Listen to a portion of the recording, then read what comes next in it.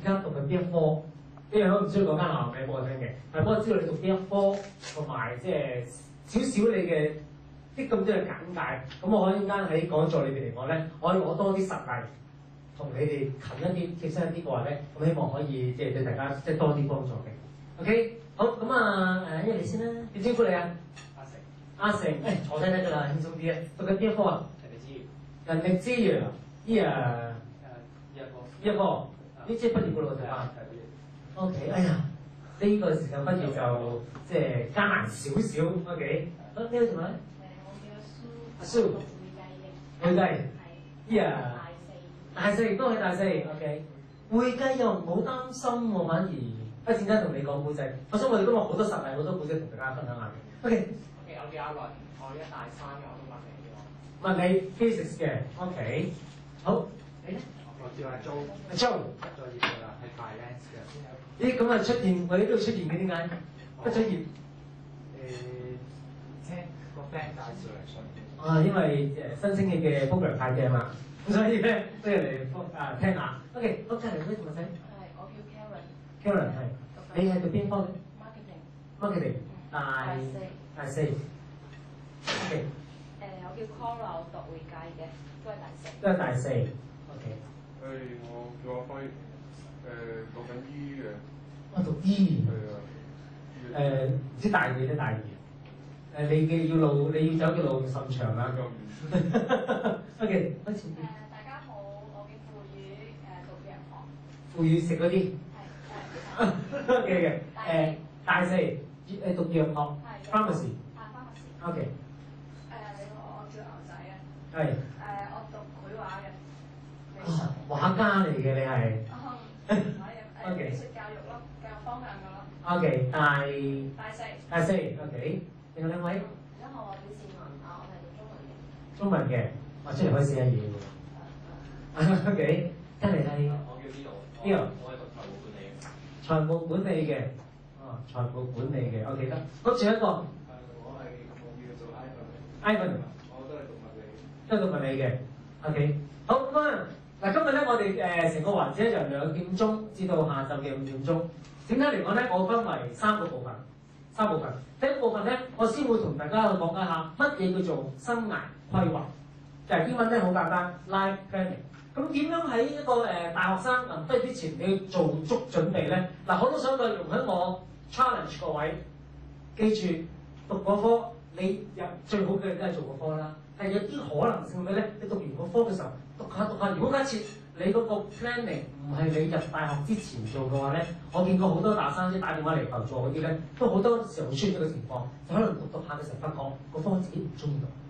嗱，記住容許自己可以有一個彈性，讀完嗰科出嚟嘅時候咧，未必做翻嗰科。呢個彈性記住，任何時間你都要 keep 住俾自己。咁啊，於是乎我就會同大家講解一下，如果而家我哋開始要做 life planning 嘅時候咧，有啲乜嘢嘅地方你要注意，有啲乜嘢技巧你要掌握，同埋有啲咩範疇嘅知識你需要去即係懂得咧。咁咧就會開頭咧，我個嘅講座幫大家即係喺生涯規劃嗰個理念上邊咧做少少嘅即係墊底嘅工作。OK， 第二部分咧就有趣啲啦。因為你生涯規劃裏邊咧，如果你想做一個好嘅規劃，即係幫自己做一個好嘅規劃嘅話咧，我哋話陣間裏邊個嗰個講座會講，第一個好緊要咧就係認識自己性格。咁點解會認識自己性格咧？陣間我講。不過最緊要咧，認識自己性格裏邊咧有好多唔同嘅工具去幫助我哋認識自己性格。咁所以咧喺今日嘅第二個環節裏邊嚟講咧，我估 most likely 呢個環節大概由9或10度開始咧。咁呢個環節咧，我就會拎其中一個好常用嘅都非常之好玩嘅工具，嗰個工具咧叫 DISC Profile，DISC 嗰個 DISC Profile，陣間就差唔多已經有晒㗎啦 ，OK？ 咁呢個 DISC Profile 咧，你上網 search 咧，你揾到㗎，不過上網咧就可能要俾錢。今日我哋玩咧，玩到中文版，我哋自己 localize 咗個中文版咧就唔使錢嘅，所以同大家去玩下。咁啊，將呢個性格咧就會幫大家去理解翻，喂，你嘅性格偏向喺邊度？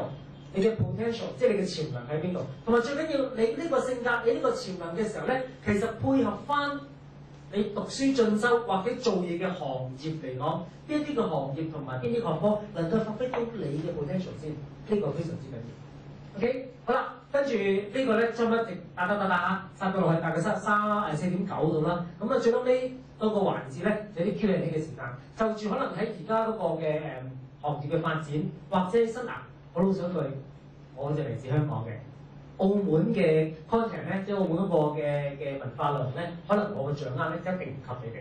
咁所以咧，可能有一啲嘅分享嘅話咧，我只能夠以即係香港為有一啲例子，或者大圍少少。當然，所以如果呢間 Q&A 嘅時間咧，可能你問，如果針對問一啲澳門性嘅問題嘅話咧，可能我未必答得到，呢個都老實嘅。咁但係如果你問一啲關於可能理論基礎嘅問題，或者你有啲咁嘅 case， 有冇啲咩建議？想可唔可以俾啲建議我嚟緊可以點做嘅話咧，咁呢個咧就即係絕對足夠。OK， 咁大概今日嘅工作坊會分呢3個部分，到呢度為止，一個問題先。冇問題啦，咁啊，預備開始喎。今日咧，我好中意講古仔嘅，一路講理論，就一路用啲實證嘅古仔咧，話俾你聽點樣開始呢個理論。不過未開始之前咧，我先介紹自己點解今日會可以企喺呢度同大家去做啲分享咧。咁我機構香港青年協會啦，咁我專做青年就業網絡。咁呢個青年就業網絡咧，英文咧我叫 Youth Employment Network， 專同青年就業有關嘅工作，我哋個單位都會做。咁我哋個單位咧有幾條主線嘅，咁有教青年人創業啦，有呢個而家我都行嘅社會企業啦，我哋會做啦。咁所以如果一間你想問我關於創業嘅問題啊，或者甚至乎問我關於喂而家講到好行嘅社會企業 social enterprise 係啲咩嚟㗎？咁呢個咧都可以問到我嘅。咁第3個咧就係我哋會幫啲年青人去揾工 ，OK， 同埋另一個咧就我自己嘅即係工作範圍嘅主打，我仲要專教啲香港嘅中學生同埋大學生去做生涯規劃。